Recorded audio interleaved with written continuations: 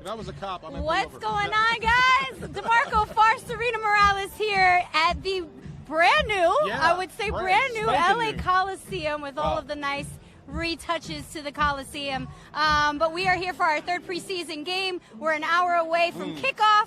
It's a preseason game. It's the last preseason game for the Broncos. Can we keep a running clock today? Yeah. Can we just make sure we get through this? We need to get through this game. Yeah. And then we got one more. But next week, when we're talking next week today, we'll be done, and we'll be looking forward to the Carolina Panthers. Yeah, I would say that much. Pretty soon it's going to be September, and the real games are here. So I think you're just about there with developing your roster. I think you pretty much know who your guys are going to be, with the exception of one or two more guys. That's why you have two more preseason games. Yeah, and what's unique about the Rams, and I think they've kind of set the tone throughout the league, is that they've been resting their players the entire time. There's no Jared Goff, there's no Whitworth, there's no Aqib Talib or Marcus Peters. Yeah. Those guys are going to rest until we see that first game. That builds animosity with these old school coaches. Yeah. It really does. That think you need to go out there and bang your guys through preseason to get you ready for September. So whenever we get ready for games and you're facing Sean McVay's facing a veteran coach, I guarantee you that will come up. Right. Yeah. Well, so, no Jared Goff, no Blake Bortles today's game, actually. Blake has proven himself. He is QB2, so he's getting the break today. So now we're going to see Brandon Allen and Wolford out there. The two of them are competing for that third QB spot and P-Squad. Yeah, I said the same thing in Hawaii when Blake Bortles threw the touchdown pass. That's it for you. You're done. You had a taste of success. You got the team in the end zone. We've seen enough. You are QB2. Now, I like the battle for the third spot. Wolford is playing game. You know, he's the guy that looks like he's played a lot of football because he came out of the AAF. So he's got some zip on the football. But Allen is a guy that's like, look, it's all set up. It's set up for him to be successful today. So we'll see how much run he gets. We'll see who plays the best. But I would say 8 has the inside track as of right now. Yeah. For sure. We love talking about this, but our inside linebacker group, our linebacker group as a whole is interesting. But now that Micah Kaiser is out indefinitely with the pectoral injury, there is room now. We would say that Bryce Hager is our new starting inside linebacker. Would you say so? Oh, yeah, I think he's the guy that slides right in. He was competing with Micah Kaiser anyway. So it's a job. It's a job that you've wanted. You've been behind Mark Barron, Corey Littleton for years. Yeah. You've been looking for a path to the field. Now you've got it, so you've got to hold it. So you'd have to think that second inside linebacker spot next to Littleton is going to be more of a hybrid anyway once we get to the regular season. But when you do face two back teams, or when it's a third and short, fourth and short, and you've got to make a play and you've got to go big, he's going to be the first linebacker on the field. So let's see if he can hold it. I know he's a smart guy, knows the defense, but that's going to be a banger roll. You're going to have to put your head in there more often than not. Yeah. And I really like some of the undrafted rookies, and undrafted guys are always my favorites, of course. We work hard. That's wink, why. wink. Absolutely. Yeah. The Rams have drafted at least one undrafted rookie since 2015. There's a couple guys that we both like. Kevin Demoff. We've been photobombed. We've been photobombed by Kevin Demoff. But we've seen guys like Natrez Patrick, like Simba Webster, a couple guys. Let's keep a linebacker going. Natrez Patrick. Natrez Patrick is a guy that should have been drafted. He was that good at Georgia. Let's bring Roland in. He's the type of guy that can play, and I love he wins the phone booth battle. He really does. As an outside linebacker, I bet he can play some of that inside linebacker spot. When we were talking about Bryce Hager, he was the next guy I was going to talk about.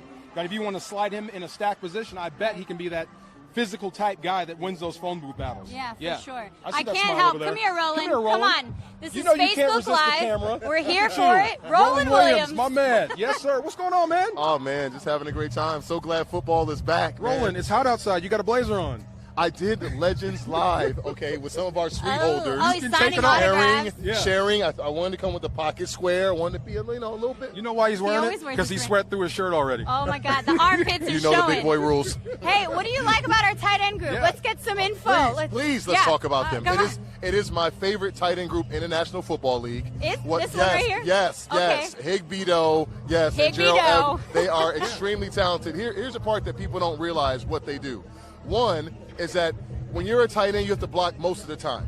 And every once in a while, you get your number called. When you block, you have to be physical with your hands at the point of contact and then be silky smooth when you catch the ball. Both of those guys can do it whenever they're called on, they're playmakers, they're unselfish, they're loving guys. Good gracious almighty. Is that a big part of the position, being selfless? Because your number's not going to be called that much as a tight end. Absolutely. I said, when you got a team like this, we have a great running back. We have great receivers. We got a team that's emerging. The tight end, even our Super Bowl year, I had to be a guy that was a team player and enjoy blocking and the dirty work. And when you watch Higbee at the line of scrimmage, woo, come on. But when your number was called, when they called Roland Williams, big play time. I got a few times it worked out pretty well. It worked out well.